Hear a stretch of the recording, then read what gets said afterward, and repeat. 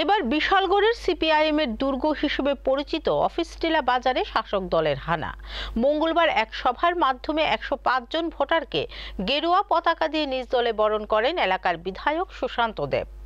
ধর্মনগর থেকে সাবরুম বিরোধী শিবির ভাঙতে সচেষ্ট রয়েছে শাসক দল। মঙ্গলবার পাবিয়াছড়া কেন্দ্রের পাশাপাশি বিশালগড়ের সিপিআইএম এর দুর্গ হিসেবে পরিচিত অফিস টিলা বাজারে হয় এক যোগদান সভা।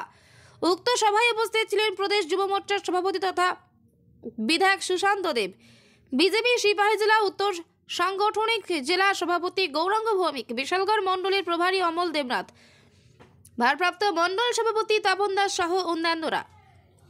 নবাগতদের গেরুয়া পতাকা দিয়ে বরণ করে নেন উপস্থিত নেতৃত্বরা।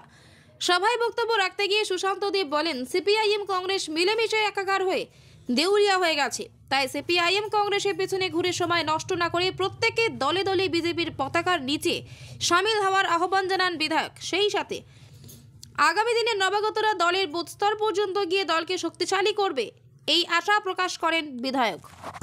আপনারা বিগত দিনে আমাদের সরকারের পাশে ছিলেন, আগামী দিনে আমাদের সরকারের পাশে থাকবেন। গত যে নির্বাচন হয়েছিল বিধানসভা নির্বাচন, আপনাদের সকলের আশীর্বাদ ও সহযোগিতা পেয়ে আমি বিধায়ক হয়ে কাজ করার সুযোগ পেয়েছি। আমি চেষ্টা করছি আমার 100% দিয়ে প্রত্যেকটা বিশালগড়বাসীর জন্য কাজ করতে।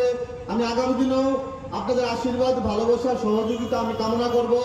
আমার চলার পথে যেন আপনারা পথ প্রদর্শক হন, আপনাদের আশীর্বাদ, ভালোবাসা যেন আমার চলার পথে বাধা হয়। আজকে যারা নতুন ভারতীয় জনতা পার্টিতে যোগদান করবেন, আমি একটা কথাই বলবো, আমাদের ভারতীয় জনতা পার্টি একটা ডিসিপ্লিন পার্টি। আমাদের ভারতীয় জনতা পার্টির যে নীতি আদর্শ আছে সেইটাকে মাথায় রেখে বুথ স্তর পর্যন্ত আমাদের সংগঠনকে মজবুত করতে হবে এবং সারা বিশালগড়ে আগামী যে নির্বাচন আসছে, লোকসভা নির্বাচন, সেই লোকসভা নির্বাচনকে বিরোধী শূন্য করতে হবে। কারণ আমরা দেখেছি যখনই নির্বাচন আসে বিরোধীরা কিন্তু আমাদেরকে মিথ্যা প্রলোভন দেওয়ার চেষ্টা করে। গত বিধানসভা নির্বাচনে আমরা লক্ষ্য করেছি এই কংগ্রেস সিপিএম মিলেমিশে একাকার হয়ে গেছে, এই রাজনৈতিক পার্টিগুলো দেউলিয়া হয়ে গেছে। আমাদের লক্ষ্য রাখতে হবে, আমাদের সজাগ দৃষ্টি রাখতে হবে।